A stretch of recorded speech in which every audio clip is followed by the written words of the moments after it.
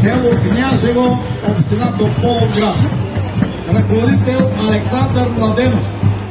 По стар народен обичай, букерските игри в Княжево се играят между местни и сирни заговезни. Букерите обхождат всяка къща от селото, за да прогонят злите духове и да внесат здраве и берекет. Разцепването на дявола на централния площад символизира борбата на генералната излута и управлението на квадрата.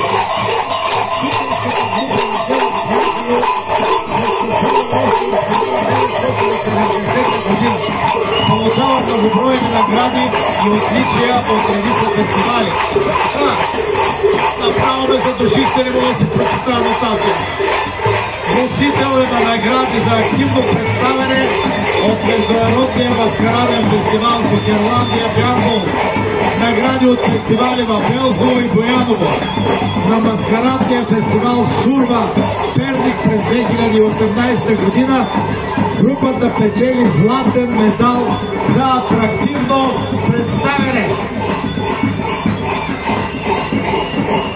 Аз се надявам журито да забележи вашето изпълнение сред пушеците, които пуснахте.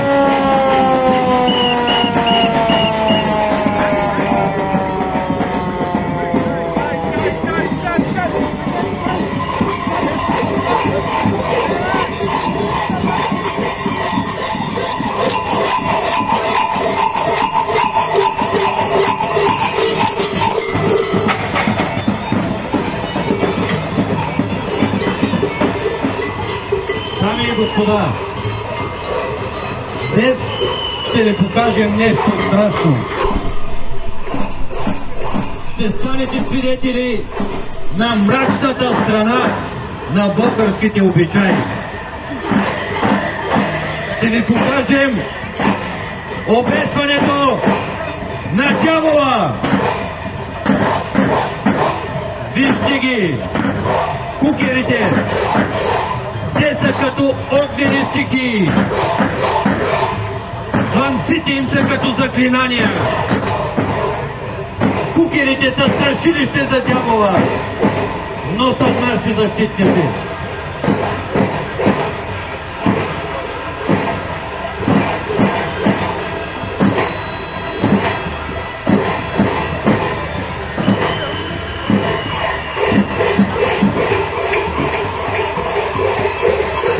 Кукерите обикалят селото къща по къща. Гонят злите духове и благославят. След като обиколят цялото село, кукерите се събират на мегдана, за да изиграят обичая обесването на дявола.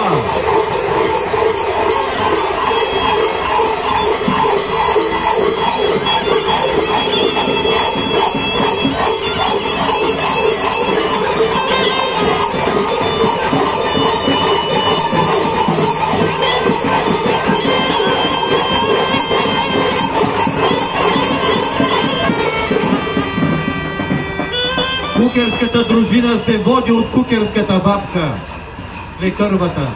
Тя води сметките и събира даровете.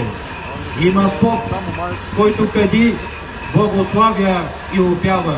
Има лекар-хирург, генерал, ламя, дългало и булка-легушница. Булката-легушница е с бебе на ръце. Няма мъж. Току-що е родила и притисната от ловитията сама излиза на полето.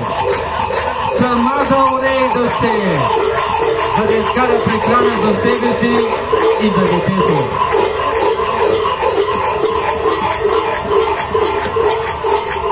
Като виждат, че е сама, кукерите решават да й помогнат и се впрягат в правото вместо голове, за да умрат.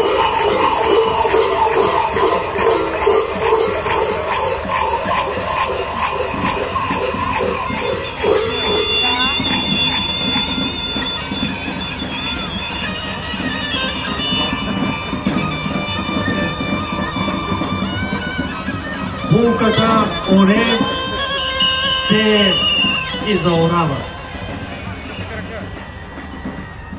Повод се удари крака с Войжникувата.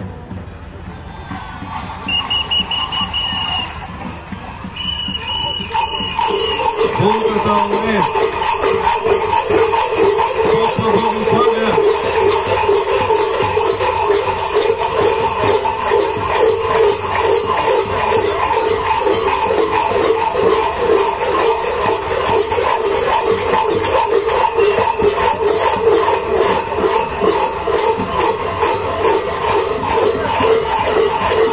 Тяло се опитва да отвлече булката за балонги.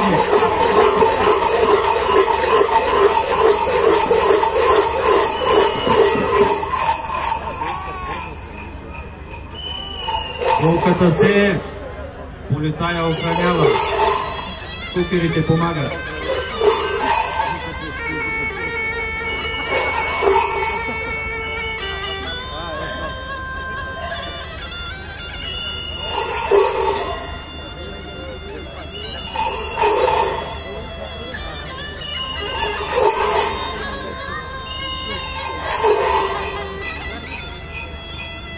Булката хвърля ситото. Както падне ситото, такава ще е годината.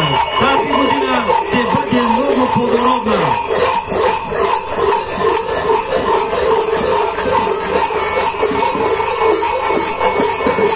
Булката заорава. През това време незнайно откъде се появяват сакарските зверове. Ламята, джуджетата, вещицата и великана. Те нападат, тъпчат посева и искат да отвлекат бебето. Добре, че кмета е пратил генерал и полицай. Генерала издава заповед на полицая да залови и арестува Дявола и да го обеси. Полицая залавя вещицата и я завързва на петилото за наказание. Залавят и ламята и не завързва за петилото. Сакарските зверове се опитват да отвлекат булката. Залавят и великана и него завързват за петилото. И става да хванат само Дявола. Но Дявола е хитър и лукав, трудно се хваща и бяга. Затова цялата кукерска дружина се наговаря и залавя Дявола. Дявола е заловен. Събира се Народния съд и осъжда. Дявола се осъжда на смърт чрез обесване. Присъдата е строга, но справедлива и подлежи на незабавно изпълнение. Моля, ако в публиката има хора с слаби сърца или майки с малки деца, да не гледат. Дявола ще бъде обесен. Служете му примката.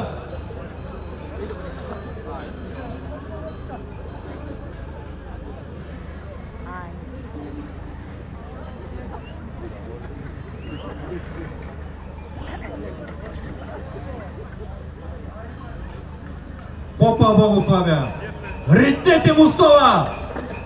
Дявола обвисва на бесилото. Прилипва! Душата му стълзва на канала.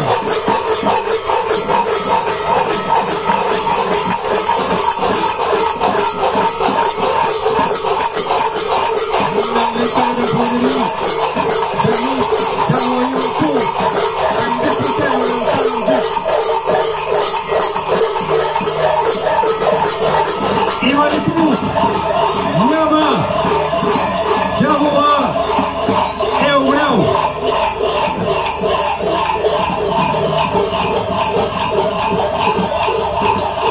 Попа благославя и обявява смъртта на Дявола.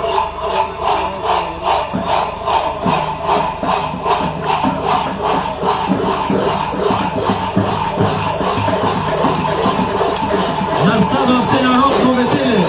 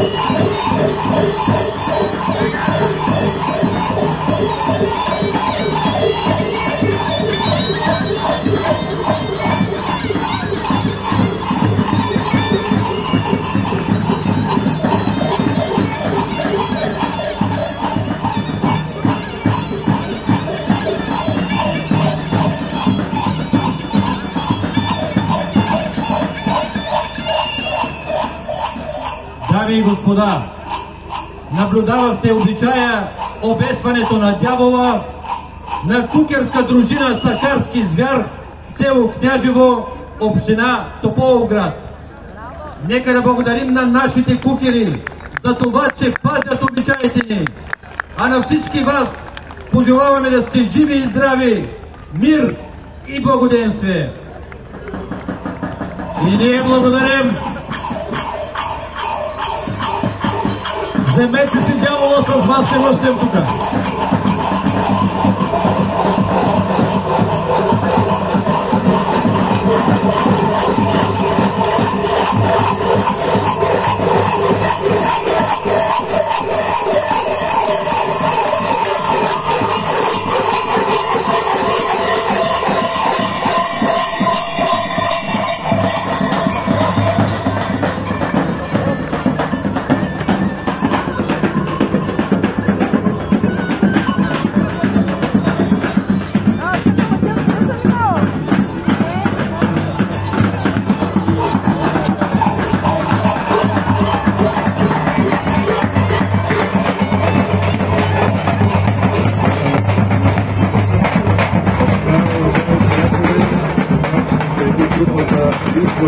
изборен